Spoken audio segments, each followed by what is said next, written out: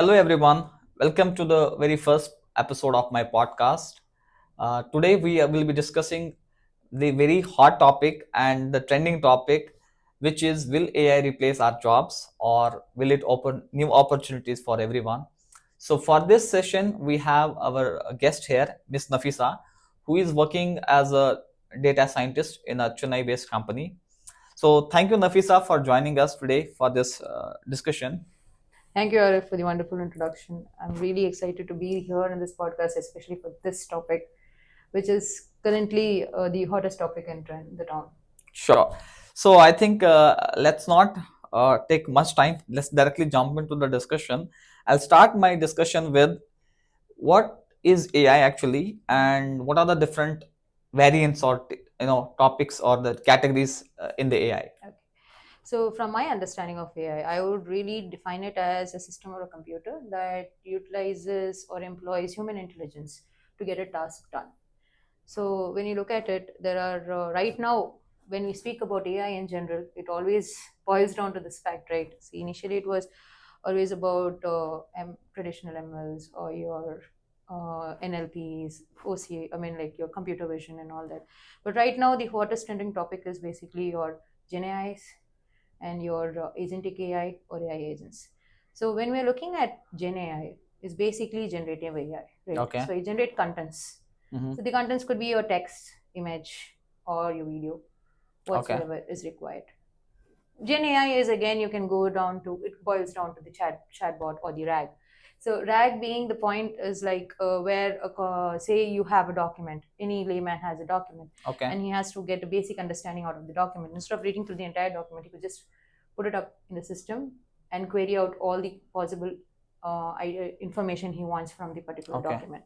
Chatbot being is you are able to converse with the AI LLM Okay. to get the data you require. And now going forward, so what is the difference between generative AI agents in agentic AI? Mhm. Let's take a small example of your marketing. Say there's a marketing event. Mhm. I mean, there's an event and you have to market it. So generative AI will basically spin up the contents Okay.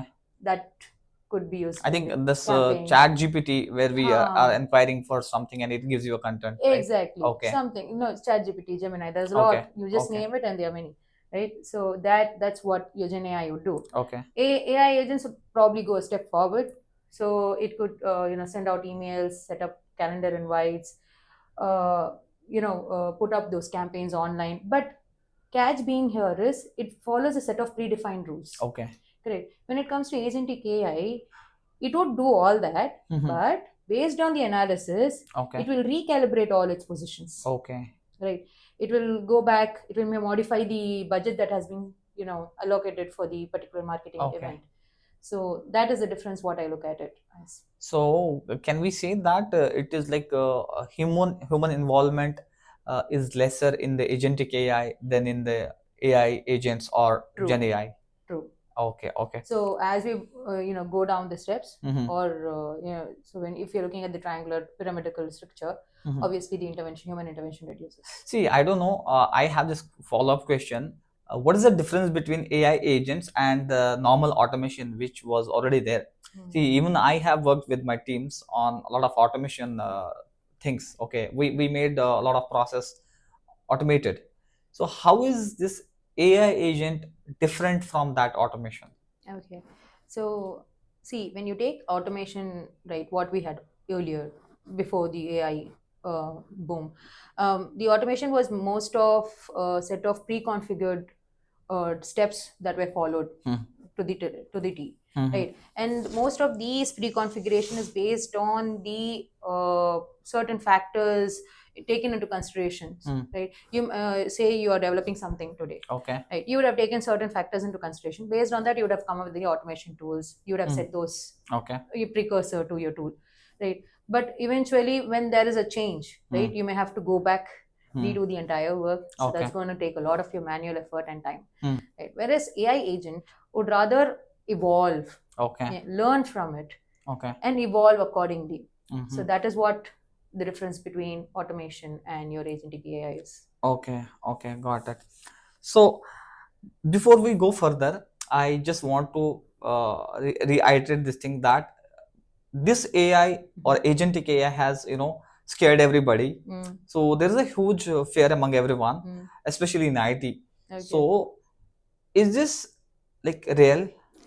The fear is real, Arif. You cannot deny, right? AI is here to stay. Okay. Let's take this instance, right, where one of my colleague who's an UX UI designer. Okay. So he was able to generate a complete standalone system by just doing using the Lovable. Okay. Lovable.ai. Lovable.ai. Okay.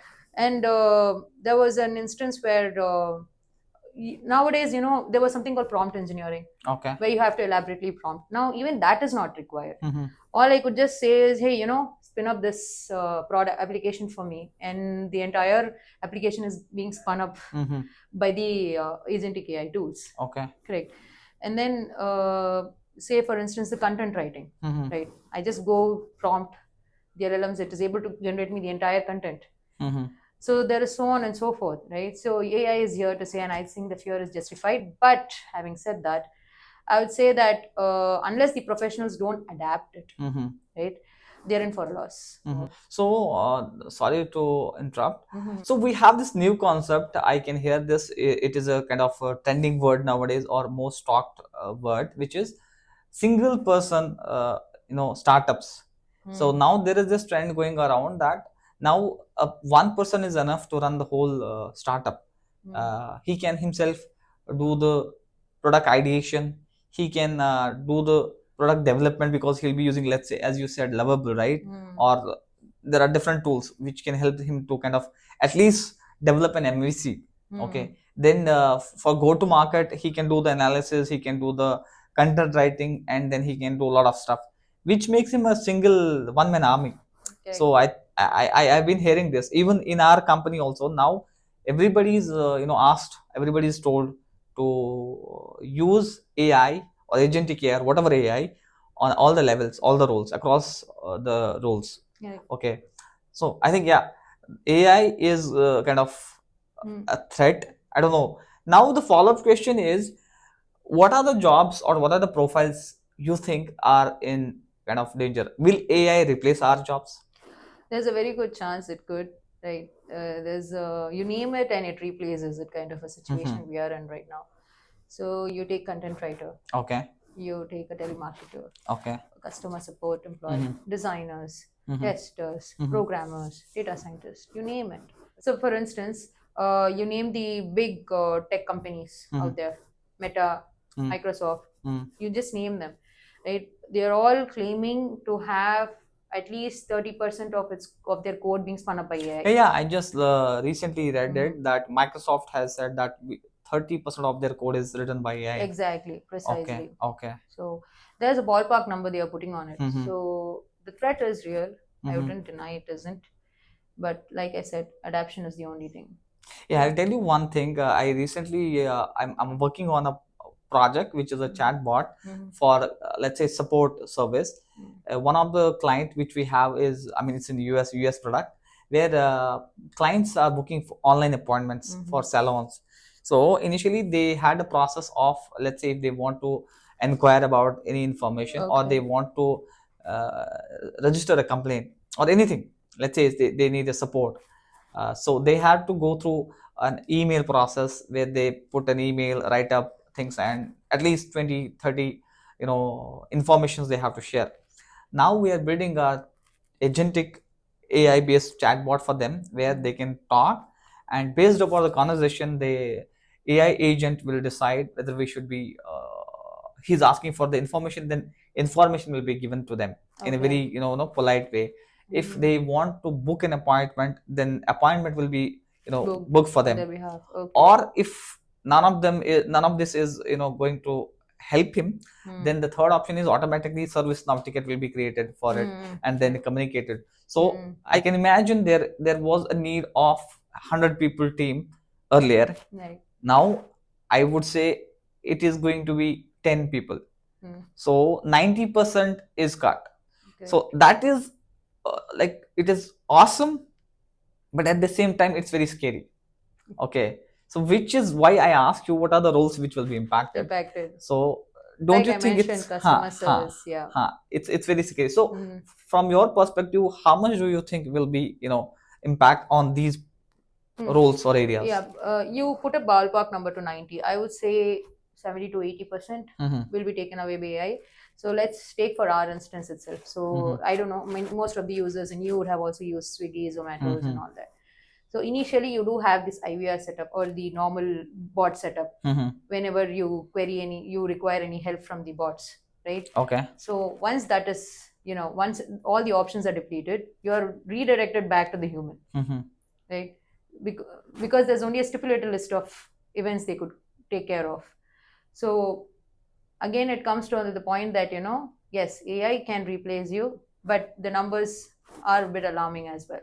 Okay. So next question is, what are the lessons we should learn from the previous revolutions? See, this is not the first time that there is a particular revolution, IT revolution, or there are different revolutions which already occurred in the past. So what was it not the threat that time? How was it taken? What are the lessons for us? Like you mentioned, we have evolved, right, from human, from being cavemen to where we are. Okay. There's always been an evolution. There's always been an revolution that's come in and given a new tectonic shift from the life you've been living. And the only way human has been able to move forward is being able to adapt to that shift. Okay. Right. So once you adapt it, I wouldn't say yes, AI does close a lot of doors, but at the same time, it is opening up other doors as well. Okay. So there's a chasm that is being opened. So maybe once we leverage that chasm, I think it should be good to go.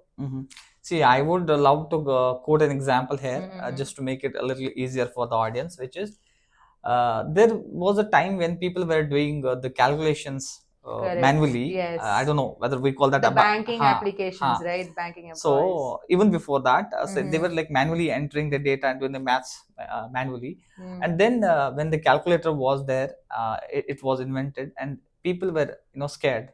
They thought now all the people who were doing the calculation will be replaced. Yeah. But that was not the case. It just improved the efficiency, or it helped us to work faster. Correct. Similarly, other revolution, I would say the automobile. So exactly. people were using, they were walking, they were using, let's say, water transport. Let's start with the invention of the wheel in itself, right? So yeah, from the invention of the wheel to the automobile to where we are right now, the whole point is adapting to it. Correct. Right. Something is making your life easier, then yes, grow in the different aspects. It might initially sound, or it might initially look very scary, but the moment you start adapting it, understanding it, then you can use it for your, it makes your life easier. Correct. So now the next question is, do you think that AI will replace human fully, or do you think human intervention is not needed at all? How do you say it? To sound very, I would like to be balanced out here. So I wouldn't see AI does your job, right? But I wouldn't say it will completely replace you, right? Maybe see from a developer perspective. Okay, it can generate the codes that are being spun up have 60% accuracy, right? So that gives you a boilerplate kind of a thing. Okay. Right. And the developer can customize it based on that. So that kind of saves their time, right? Say a task which generally usually takes months to complete can be done in weeks. For instance, in my organization, recently we had a workshop. So my technical director had to come up with a PPT or a website. So initially, the website, which would have taken weeks to complete, he was able to spin it up in 6 hours. Okay.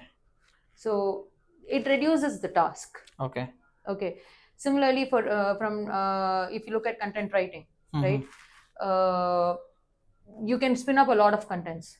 Having said that, creativity is an onus to human, right? There's when you look at anybody's content, it does carry the signature. Correct. Right. So to have that customization, right, you need human intervention. Correct. Then the human quotient goes away from that content. So that is the reason maybe you can utilize AI to generate the content, but to more humanize it, you really need a human intervention. Similarly, for at least designs for as now, well. because I believe that a human emotional understanding the human emotions for now, AI hasn't gone to that level. That level, I won't say it will not. I don't know about the future, or Yeah. it has already started. It is going at an unprecedented pace. Yeah, But so you for can now, imagine. we have a window. Right. So until then, we kind of can utilize Leverage AI. leverage it to, Yeah, to that exactly. level. So with this, my follow-up question is, what an employee, or I would say IT guys, or anybody who is feeling this threat, what they should do to stay relevant, and I would say not to scare. Okay. How they should make their future proof. Okay. See, I would like to add a point here. There have been recently a lot of takes from different CEOs about how AI will impact jobs. And all of them had to say the same thing. Unless you adapt, reskill to AI, you will become obsolete. Correct. So the best part is you adapt to it, you reskill it, and you incorporate it in your workforce. Thereby, what you're doing is you are adapting to something new. Correct. Right. And you're reducing your timeline. You're leveraging something that's out there, making it easier for you. And at the same time, now you may ask me, right, like how companies can go ahead with this. See, like many of them would want to scale up, right? But not everybody would know how to skill themselves up. There's no such stipulated roadmap as such out there. So companies could help with that. Help their employees in that aspect. Okay. I would add an example. In my company, I am working for a company, as you know. Okay, so there is an initiative already started where our chief technology officer has already started creating roadmap, collecting the resources, creative certifications on the company level. Encouraging everybody to get into the AI, agent AI, practice it. So no, that's what he is already doing. So I believe that is how we can tackle this rather than firing anybody. Exactly. Why can't we empower them? Exactly. When the leadership shows you the way, correct, you will obviously follow the path, right? Definitely. Yeah. So with that, I think we are done today. Thank you for joining us. Thank you, Arif. For this it was wonderful session. talking to you. Thank Likewise. you, Nafeesa. Thank you so much. Thank you.